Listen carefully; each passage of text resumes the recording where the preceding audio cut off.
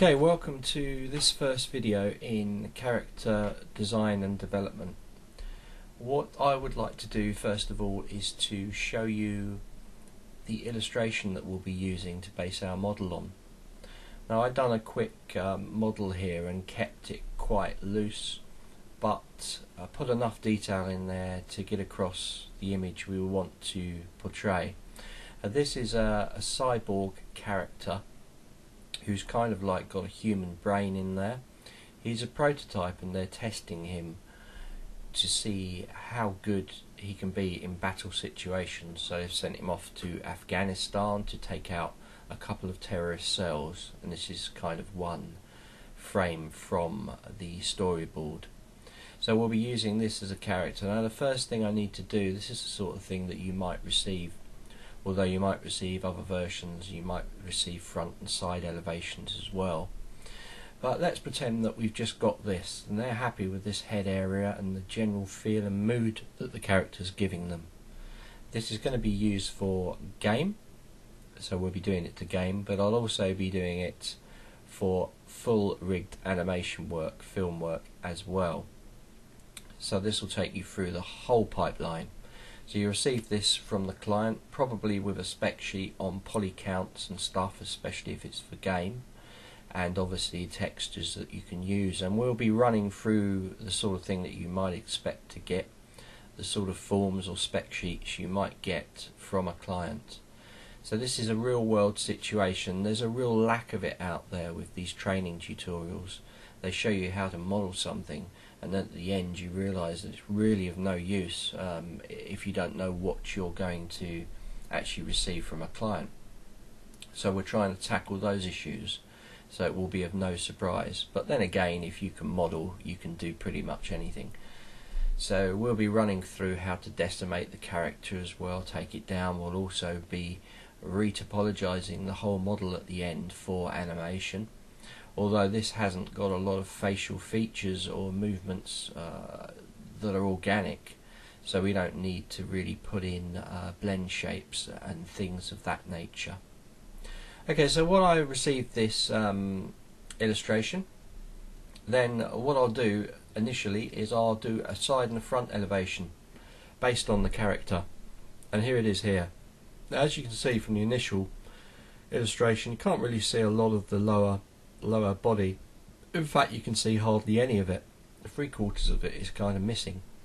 So I've had to make up, and I've used little specks of detail from the illustration itself, put them into the model, but then I've basically run everything else out as I sort of saw fit. I'm thinking this is going to change. I mean, this is just a basic scamp so that I can sort of know where I'm heading towards, and I've got my proportions all correct, which is the most important thing, especially looking at profiles. But this will change. I'm not very happy with the hip area or kind of the lower leg area, although I do like this banding. I don't think it works here. It's going to work a hell of a lot better. I like the foot area, and I like the fact that I've echoed these kind of round circular moving parts into the knee and into the ankle area. And to be honest, I'll probably put one into the elbow area, but I don't want to overdo it. I'm not happy with the belt area here. This is kind of, I imagined it to be some sort of rubber. There's a lot of movement on that part of the body, so it would need some sort of movable shell. So there's going to be something going on there, but I think I want to keep it a lot cleaner than this. And the rubber I sort of thought of would be one of these kind of rubbers that actually is a memory type of rubber that when something hits it, it hardens up. If you remember the Batman movie, the one he had his cape that opens up and becomes solid.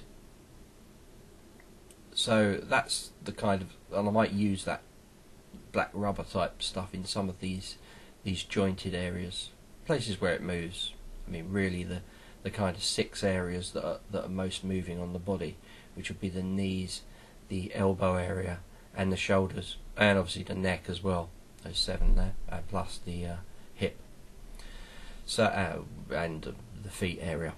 I'm very happy with the shoes. I like those. kind of look very Nike, so that's pretty cool. And this plate here, I'm not sure I'm going to go with this, although it's a bit different, so I probably will, but we'll see how it develops. So this is basically the working stages, and now what we'll do is we're going to create a Z-sphere model of this within ZBrush. I could, at this point, I'd like to point out, I could actually do my base mesh in a program such as Maya or 3D Max, and I could draw that up and then take it into ZBrush and start sculpting. But I'm going to take you all through the Z-spheres because it's really quick. It's really quick. It gives you really nice polygroups it all, and it gives you nice topology. Although we will be retopologizing it at the end.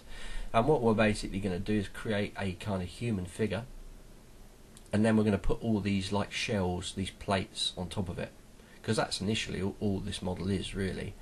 And then we're going to dig out the kind of eye, and just put 2 spheres in there for the eyes. Apart from that, nothing else. It's a kind of a 2 model part really. There's just the eyes and the main body. We're going to be testing things like the topology tools to change the shape of our model. All these sort of things. We'll be running through the whole lot. Some of them you might want to use, some of them you might not, but we're going to run through them nevertheless. So, and also we're going to make some custom brushes for, although I haven't got them on here, for things like details, like little rivets and little screws where things will be held together. So let's move on to the next chapter, where we'll get into showing you about Z-spheres and how to model this in Z-spheres.